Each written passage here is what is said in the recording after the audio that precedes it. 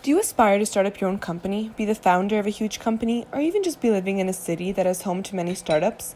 Lucky for you, future graduates of University of Waterloo, the city of Waterloo is seemingly becoming the next Silicon Valley. What's that, you ask? Silicon Valley is a region in San Francisco, California that is made up of giant technological corporations, which all started in the San Francisco area and now make up the technology hub of the United States. The name was originally created based on the silicon which is used in computer chips. Why is Silicon Valley the talk of the speech? All because we want to explain to our local civilians what is so important about it and why we as future graduates are so lucky to be a part of this development of Waterloo. Startups in Silicon Valley have totally different methods of management and development.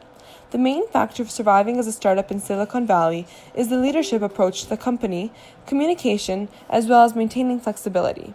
The leaders must be seen as transformational leaders, which strive to limit power differences, creating meaningful relationships, as well as providing and openly receiving feedback. You may be wondering why it is crucial for the growth of a startup. Well, this is because employees develop transferable skills after making mistakes, which they then bring with them to improve the next company and the next one, and so forth. This ensures that the area continues to develop. It also enables a cycle of nurturing talent, where you can continuously develop your skills. This dynamic is key for startups to thrive, and Silicon Valley was the first to take note of this leadership style. They were also among the first to use customer feedback to incorporate it with their products and service. So, why is the Waterloo area a candidate for the next Silicon Valley? Well, major companies are beginning to invest and expand in Waterloo as the city has a strong knowledge of engineering and computer science, thanks to the programs offered at the University of Waterloo. One of the first was Uber, which began its experiment of driverless cars in the area. This expansion is beginning to launch in 2019 and has already started a trend line for many other competing companies. Moving south of Waterloo, not long ago, Amazon had revealed that Toronto had made the shortlist of contenders for their second headquarters location. This sparked Google to announce that they are looking to move a part of their company to a waterfront location in Toronto and build up an entire neighborhood on the foundation of the internet. This, of course, comes after Google had established itself within the Waterloo region with an office at the Tannery building. This converted leather factory also houses Desire to Learn and the Communitech Incubator, which is responsible for many startups that have come from the Waterloo region. Google also recently expanded their Waterloo presence with a move to a larger office building within the region.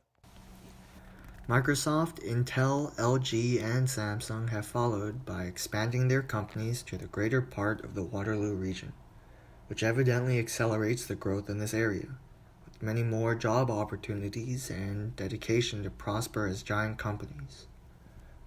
According to the Scoring Tech Talent Report, Toronto added more tech jobs than any other city in the world in 2017. In fact, more than the San Francisco Bay Area, Seattle, and Washington, D.C. combined. However, we still lag behind Silicon Valley. The three pillars of a truly healthy tech ecosystem are quality startups, successful scale-ups, and venture capitalism. While the arrival of these giant corporations will bring publicity to Waterloo, they can also suck up our space, making it more difficult for Canada's homegrown startups to succeed. These corporations provide new job opportunities, but also generates profit for foreign companies. Nonetheless, Toronto is home to several large homegrown startups, three of which include Shopify, Slack, and Hootsuite.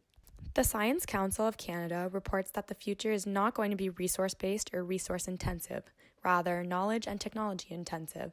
Lucky for us, Waterloo and Toronto are booming with technological invested students. Can you imagine what we will bring to the future? Now, our question to you, is this really what we want?